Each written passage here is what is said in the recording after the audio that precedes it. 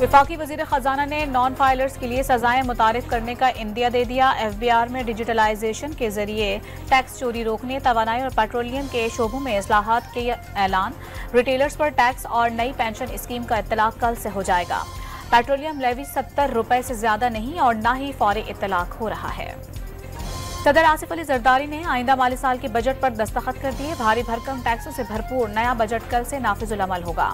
Governor Sindh Kamran टिसूरी ने भी आइंदा माली साल के सूबाई बजट पर दस्तखत कर दिए।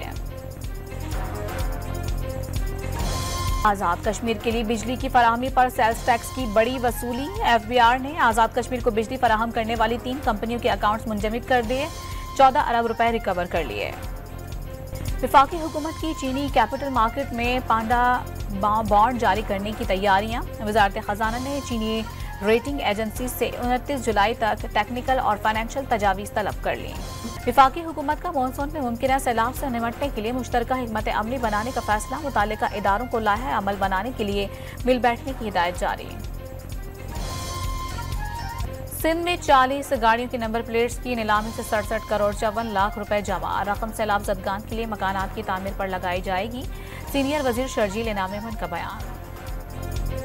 पाकिस्तान उलमा कौंसिल का कौमी एक्शन प्लान पर मुकम्मल अमल दरामद का मुतालबा। अल्लामा ताहिर अशरफी ने मुल्की अमन अमान और तरक्की की खातिर तमाम सियासी जमातों को यकजा होने का मशवरा दे दिया। अफगानिस्तान के अंदर ऑपरेशन के हुकूमती हामी खत्ते को जहन्नुम बनाना चाहते हैं। अमीर जमात इस्लामी ने अफगानिस्तान के साथ मुज़ाकरात के लिए मुआवनत की पेशकश कर दी।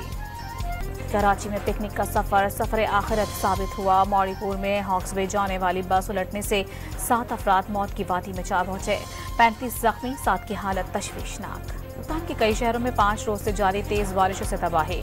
अमवात 7 हो गई, मुतादिद मकानात मुतासर। सैकड़ों एकड़ पर फैली फसलें भी तबाह।